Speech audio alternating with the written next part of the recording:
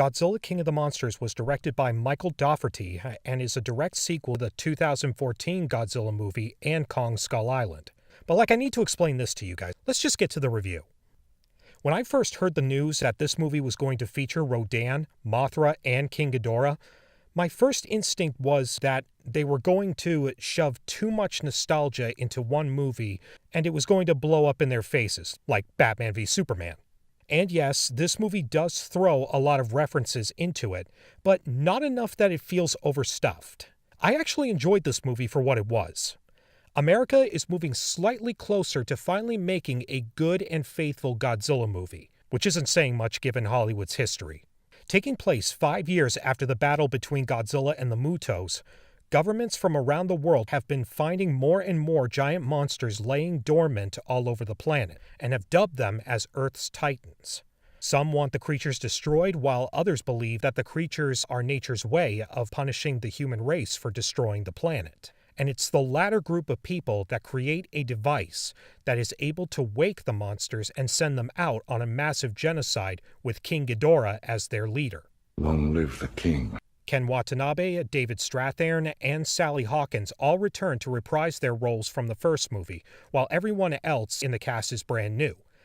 Most of the new cast are slightly more interesting than the ones from the original, but the overall story with the humans is not. There's too much exposition and it's very cliched. A friend of mine actually arrived a half hour late to our viewing, and 5 minutes in, he could already figure out the story that he missed. It's just that predictable and not worth getting invested into these characters, for the most part. There are a couple of characters that I found interesting. Ken Watanabe has more screen time than he did in the first one, which is good. Millie Bobby Brown does a decent job with what she's given, but she's not in the movie as much as I thought she was going to be. She's still more interesting than her character's father, though, played by Kyle Chandler. And I'm only bringing him up because I realized while watching this movie that he was in Peter Jackson's King Kong back in 2005, and now here he is in a Godzilla movie. The fanboy in me would give anything to be in this guy's shoes right now. Not his character, just in the actor's shoes. But the most interesting new character to me was played by Ziyi Zhang, mostly because she seems to be foreshadowing future characters of the franchise that have yet to be introduced. I want to talk about it, but I don't want to spoil anything either.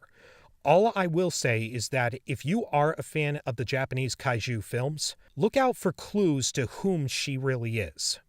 Again, it's never revealed, but there are enough hints, I thought, to make a good guess. That being said, Godzilla fans are not here for great characters or story. You want a great story, go put on the original. Godzilla fans just want to see monsters beating each other to a pulp, and those were our biggest problems with the 2014 version. There wasn't enough monster battles, and Godzilla wasn't the focus of the story. Well, thankfully, Godzilla does feel more centered to the story of this one, and the battles are a slight improvement over the 2014 version. There's much more of them, which is very nice to see, and not just with Godzilla. All 4 of the leading monsters in this movie get a chance to show off their skills. Godzilla, Rodan, Mothra, Ghidorah, everyone gets to fight at some point. However, the focus is in the wrong place. Most of the fight scenes are shown from the humans' point of views. Humans running from the destruction, trying to survive, while the battle goes on in the background. Also, every single battle takes place either at night or in a storm. No Godzilla fan wants to see these things.